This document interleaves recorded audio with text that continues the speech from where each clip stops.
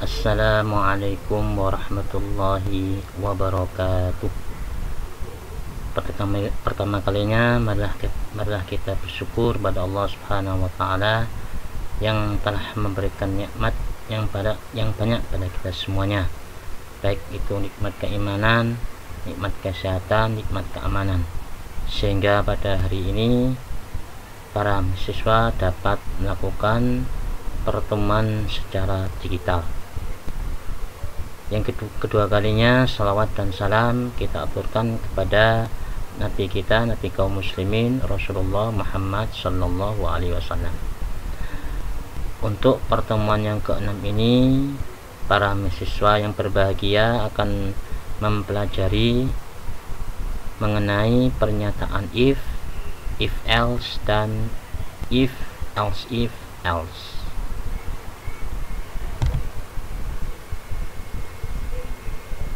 Yang pertama, pernyataan if dipakai untuk mengambil keputusan berdasarkan suatu kondisi.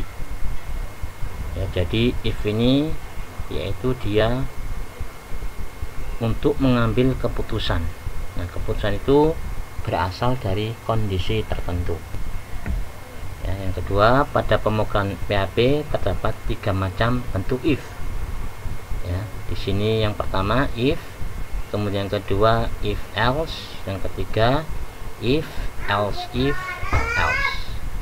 Dan ini semua pemrograman, bahasa pemrograman, baik itu C, kemudian Java, C++, Visual Basic dan sebagainya, itu biasanya memiliki pemrograman ya dengan bentuk if.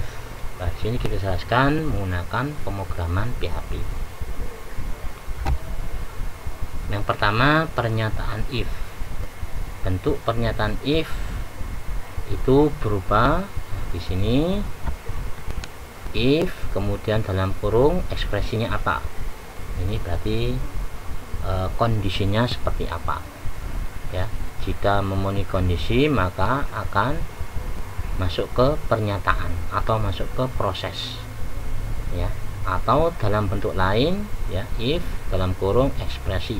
Kemudian ada kurung kurawal buka ya, kemudian sama pernyataan atau proses, kemudian ditutup dengan kurung kurawal. Jadi walaupun tidak ada kurung kurawal ataupun ada, maka ini bisa diproses sama PHP. Kemudian pada bentuk ini bagian pernyataan akan dijalankan hanya jika bagian ekspresinya bernilai benar ya. Maka jika if-nya ini ya, ekspresinya ini bernilai benar, maka akan dijalankan pernyataannya. Kemudian pernyataan if dapat digambarkan pada diagram alir di samping ya. Kalau kita buat flowchartnya atau diagram alirnya seperti ini ya. Di sini ekspresinya apa, berarti ini if ini belaka tupat, berarti ekspresi if ya, if dalam kurung ekspresinya apa. Nah, kalau dia benar maka akan memproses pernyataannya apa. Kalau salah maka dia akan langsung keluar ya. Ini pernyataan if. Kemudian contoh dari pernyataan if diberikan ya, contohnya diberikan ketentuan bahwa bila pembeli berbelanja melebihi atau sama dengan 100.000, maka pembeli akan mendapatkan diskon ya. Jadi dia kalau pembeli itu membeli dengan harga 100 sama dengan 100 atau di atas 100, maka pembeli tersebut akan mendapatkan diskon. Nah, di sini contoh program PHP-nya ya, jangan lupa mengawali program PHP ditulis dengan tanda siku, kemudian tanda tanya PHP, kemudian ditutup dengan tanda tanya PHP. Nah, di sini adalah program PHP-nya. Yang pertama, variabel total beli. Nah, ya, total belinya itu sebesar 200.000. Maka kalau 200.000 ini maka dia mendapatkan diskon ya. Kemudian variabel keterangan ya. dolar keterangan variabel keterangan itu tidak dapat diskon. Nah, pertama ini kita tulis dulu keterangannya itu tidak dapat diskon jika apa, dia kurang dari 100.000. Nah, di sini program if-nya ya, if dalam kurung variabel total beli itu lebih besar sama dengan 100.000. Nah, di sini kalau dia lebih besar atau sama dengan 100.000, maka keterangannya apa? Dia mendapatkan diskon. Ya, keterangannya akan dapat diskon. Tapi kalau sebaliknya dia di bawah 100.000, maka tetap keterangannya tidak dapat diskon. Kemudian di sini printf untuk menampilkan variabel keterangan. Ya, ini contoh sederhana dari pernyataan if. Kemudian penjelasannya, ya, penentuan keterangan dilakukan dengan memberikan nilai tidak dapat diskon ke variabel keterangan. Ya, jadi yang isinya pertama itu variabel keterangan isinya tidak dapat diskon. Pernyataan if akan membuat variabel keterangan diisi dengan dapat diskon hanya jika ekspresi variabel total beli itu di atas atau sama dengan, ya, ini di atas atau sama dengan itu bernilai benar.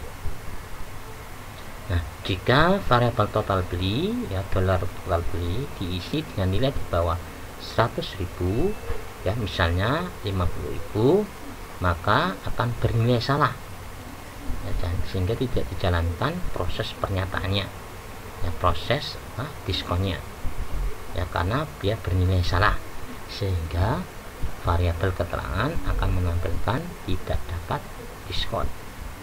Ini ya penjelasan singkat dari contoh pernyataan if. Nah, sekarang contoh yang lainnya, contoh pernyataan if menggunakan inputan di HTML.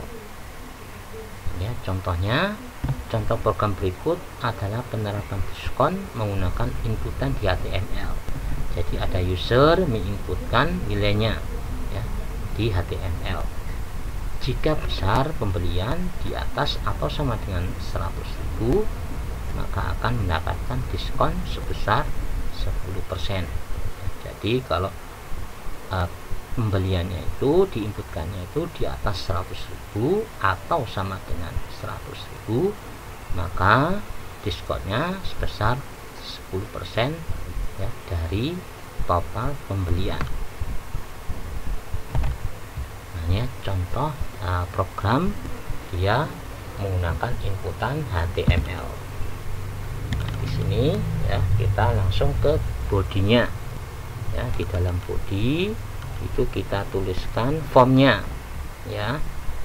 Formnya yaitu ada dua form. Yang pertama yaitu tipenya teks, yang kedua dia submit, ya. Yang pertama dia tipenya teks, kemudian kedua tipenya submit. Nah, submit ini tombol, ya.